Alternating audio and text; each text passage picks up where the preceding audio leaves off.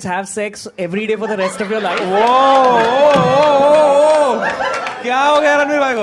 अपने अपने पकड़ लीजिए तुरंत। Or would you join in once and stop it forever? हाँ जी, तो रणवीर इलाहाबादिया ने अपने वाहियात कमेंट के लिए माफी मांग ली है। देश की भावनाओं और देश के कानून से उन्हें ये माफी मिलेगी या नहीं, ये अलग सवाल है। लेकिन क्या ये माफी दिल से मांगी गई है या किसी से डरकर मांगी गई है, या किसी ने समझाया है जिसके बाद फौरन आनन फानन में अपॉलॉजी रिलीज की गई?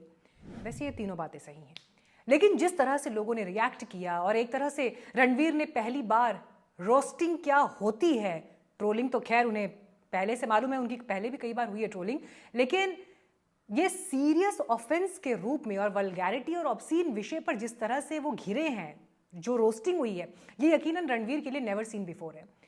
बी प्राक फेमस सिंगर हैं, यूथ में बहुत पॉपुलर हैं। उन्होंने बोल दिया कि मैं नहीं जाऊंगा रणवीर के शो पर। मैं ना यार एक पॉडकास्ट में जाने वाला था अभी, जो bear biceps, and we cancel that. क्यों? क्योंकि आपको पता है कि वो कैसी पैथेटिक थिंकिंग है और कैसे शब्द यूज करे गए हैं समय रैना के शो पे। बी प्राक जैसी नाराजगी पूरे सोशल मीडिया पर छाई हुई है। सांसद प्रियंका चतुर्वेदी ने एक्सपोज किया कि मैं उस मैटर को आगे उठाऊंगी। तो फिर सवाल यही है कि रणवीर की माफी क्यों और कैसे आई? तो दरअसल दिक्कत खबरों में रहने वाले लोगों के साथ यह भी हो गई है कि मार्केटिंग और पीआर वाले ये ज्ञान इन्हें पढ़ाकर रखते हैं कि बदनाम होगे तो क्या नाम ना होगा, यानी even bad publicity is good publicity. इसीलिए बात सिर्फ ट्रोलिंग तक होती तो शायद रणवीर माफी ना मांगते, लेकिन रणवीर के बहाने जिस अंदाज में पीएम मोदी भी घिर रहे हैं कि उन्होंने रणवीर को आखिर क्या देखकर अवार्ड दे दिया, या क्या वो भी एक गलत जजमेंट था, या अवार्ड वापस उनसे ले लिया जाए, तो रणवीर को यह समझ आना शुरू हो गया है कि यह मामला अब बैड पब्लिसिटी नहीं बल्कि फ्यूचर प्रॉस्पेक्ट्स का है। यकीन ना हो तो उनकी अपॉलॉजी का ये हिस्सा सुनिए। The podcast is watched by people of all ages. Don't want to be the kind of person that takes that responsibility lightly, and family is the last thing that I would ever disrespect. Need to use this platform better. That's been my learning from this whole experience. I promise to just get better. I've asked the makers of the video to remove the insensitive sections from the video, and all I can say in the end is I'm sorry. I hope you can forgive me as a human being.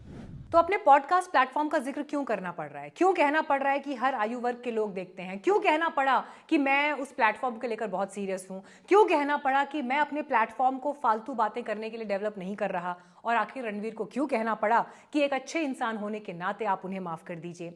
Unconditional माफी मांगी जा रही है, और यह सब इसलिए कहना पड़ा क्योंकि रणवीर को डर है कि उनका ब्रांड सनातन, और अपने पॉडकास्ट के जरिए उन्होंने सनातन विश्वास, आस्था और विषय पर सार्थक चर्चा करके जो नाम, काम और अर्थ कमाया है, वो सब एक झटके में उनसे छिन सकता है। जितनी तेजी से वो ऊपर गए उतनी तेजी से वो नीचे आ सकते हैं, या क्या पता आ गए हैं ऑलरेडी। क्योंकि ये माफी गले नहीं उतर सकती कि कॉमेडी आपका विषय नहीं है। अरे नहीं है तो फिर गए क्यों? क्या आपको नहीं पता कि इंडियाज गॉट लेटेंट किस टाइप का शो है? समय रैना का क्लेम टू फेम क्या है?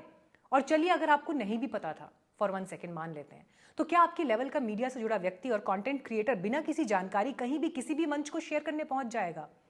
आप सोच समझ कर गए होंगे ना।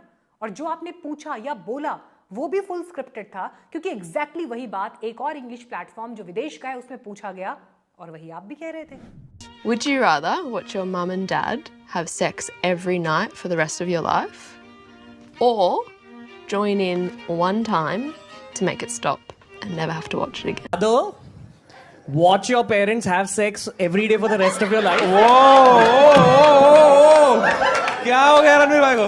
अपने अपने पकड़ लीजिए तुरंत। Or would you join in once and stop it forever? तो देखिए ये साफ है, चाहे आपने रिसर्च किया या समय रैना ने खुद आपको लिख कर दिया या उनकी टीम ने शेयर किया, लेकिन स्क्रिप्ट आपके पास पहुंची, आपको ये दिया गया, और इतने बड़े सनाती लर्नर अपने आप को आप अपने प्लेटफॉर्म पर बताते हैं। इनफैक्ट आप कहते हैं कि आप योग प्रैक्टिशनर है, और इतनी सी कॉन्शियसनेस नहीं जागी आप में कि क्या ये बोलना चाहिए मुझे या नहीं। अपनी नहीं जागी अलग बात है, साथ बैठकर वहां लोग तालियां पीट रहे हैं, टिप्पणी कर रहे हैं। वहां एक और मैडम है, महिला Apoorva, some rebel kid I heard. Feminism के नाम पर वेजाइना वर्ड कितनी एमसीबीसी गालियों के साथ आप बक सकते हैं, ये इनकी ट्रेनिंग और रिबेल होना है। दरअसल शर्मनाक है ये। कभी वजाइना देखी है माँ से निकलने के बाद? तो रणवीर अपने पॉडकास्ट में इतने बड़े गुरुओं और विद्वान लोगों से बात करने के बाद वजाइना और योनि शब्द से जुड़ी इस शर्मनाक टिप्पणी पर आप हंस रहे हैं, अपलॉड कर रहे हैं इसे। कैसे मान ले फिर आप कि अपने प्लेटफॉर्म और कंटेंट को लेकर सीरियस हैं? मुझे ये बताइए कि कितने ही तंत्र उपासक आपके प्लेटफॉर्म पर आए और आपकी वाणी से लेकर सोच और आचरण में सुधार का ज्ञान आपको देकर गए। आपको क्या, हमने भी कितनी बातें उनसे सीखी हैं, हम भी आपका कंटेंट देख के और आज भी सीख रहे हैं। इसी देश में कामाख्या शक्तिपीठ है जहां योनि स्वरूप में मां की पूजा होती है और आध्यात्म के संसार में उसके महत्व पर मैं क्या टिप्पणी करूं, मेरी इतनी अभी हैसियत नहीं है। लेकिन आपसे, आपके सामने गालियां, फूहड़ता, बकवास चलती रही, आपकी चेतना नहीं जागी, ये अनएक्सेप्टेबल है। तो फिर किस हक से आप माफी मांग रहे हैं और कह रहे हैं कि पॉडकास्ट के लिए आप सीरियस हैं? जनाब, सच ये है कि आपको डर है कि इस देश का सनातनी अभी आज अगर आपको अनफॉलो कर देगा तो आपकी दुकान बंद हो जाएगी या प्रॉफिट्स नीचे आ जाएंगे, और इसीलिए ये माफी मांगी जा रही है जो सीधे सीधे बिजनेस के लॉस से जुड़ी है, आपके ब्रांड सनातन और ब्रांड आध्यात्म के बदनाम होने से जुड़ी है। अब बारी आती है समय रैना की। देखिए, इसमें कोई डाउट नहीं कि रणवीर पर इतनी हीट आई उनके पॉपुलर होने की वजह से या बहुत कम उम्र में सुपर फेमस होने और ब्रांड सनातन पर काम करने की वजह से। लेकिन मुझे हैरानी है कि ये शो अब तक चल रहा है ना, इससे पहले भी चल रहा था ना, कम से कम 100 एपिसोड तो और होंगे इससे पहले के। कौन कौन नहीं गया यहाँ पर? राखी सावंत, पूनम पांडे, उर्फी जावेद, कुशा कपिला, मतलब ये तो कुछ नाम है, कई रैपर्स भी हैं, मतलब कौन कौन नहीं गया इससे पहले। लोग जाते ही हैं यहाँ पर कॉमेडी के नाम पर समय रैना की गाली खाने के लिए। गाली कितनी कूल है या गाली कितनी कंफर्टेबली दी जा सकती है और खाई जा सकती है, ये शो उसकी मिसाल है। कॉमेडी के नाम पर फुहड़ता परोसने वाली जहरीली पौध ये सोच रही है कि इन्होंने क्रिएटिविटी के झंडे गाड़ दिए हैं, और हाँ, इन्हें ये लगेगा क्योंकि लोग टिकट खरीद कर इन्हें देखने जा रहे हैं, मेंबरशिप पे कर रहे हैं, कंटेंट देख रहे हैं इनका। समय रैना इसी मेंबरशिप से पैसे छाप रहे हैं, 5 करोड़ महीने का। और देखिए, मार्केट की स्टडी और रिसर्च होगी कि देश और समाज और यूथ में कितना प्रभाव रखते हैं ये लोग, क्योंकि तभी तो इन्हें केबीसी में सदी के महानायक के सामने बिठाया जा रहा है। मतलब हरिवंश राय बच्चन के बेटे अमिताभ बच्चन, परंपरा, प्रतिष्ठा, अनुशासन का चेहरा माने जाने वाले अमिताभ बच्चन के सामने ये लोग स्क्रीन शेयर कर रहे हैं, जिनकी भाषा इधर से उधर नहीं होती। पीएम मोदी से इनको सम्मान मिल रहा है, मंत्री आकर पॉडकास्ट कर रहे हैं इनके साथ। तो सवाल ये बनता है ना कि पॉर्न जिसे लोग चोरी छिपे देखते थे, समय रैना एंड टीम ने उस पॉर्न को पहले तो वर्बल पॉर्न में बदला, वैचारिक शून्यता को ये कॉलर पर ओढ़कर चलते हैं, और बैज ऑफ ऑनर इनका ये है कि अश्लीलता के बाजार के ये बेताज बादशाह हैं, और बड़े बड़े फिल्म मेकर्स के साथ इनका उठना बैठना है। और एक बात बताऊं आपको कि अभी कितना मर्जी शोर हो, हल्ला हो, लेकिन बदलेगा कुछ नहीं, क्योंकि इन लोगों ने यूथ को पागल बना दिया है और इनके भीतर कूल होने की अलग परिभाषा और आदर्श इन्होंने गढ़ दिए हैं। मुझे जावेद अख्तर साहब की एक टिप्पणी अभी याद आ रही है जो उन्होंने भद्दी कॉमेडी को लेकर ये गालियों के प्रयोग पर एक बार उन्होंने कहा था, सुनिए। Where there is party, people eat lot of chili because the food is bland. So they, just to get some taste, they eat chili. Gali is the chili of language. If you can speak good language, the conversation is bland, you will put some galis in it. Just to give it some energy. इतने poetically insult किया है sir आपने stand up comedians को। बुरा भी लग रहा है पर अच्छा भी लग रहा है थोड़ा सा। तो देखिए, सीधी बात है, कॉमेडी वो है जो परिवार के साथ देखी और एंजॉय की जा सके, जो गाली किसी भी शारीरिक बनावट और पॉर्न पर आधारित ना हो।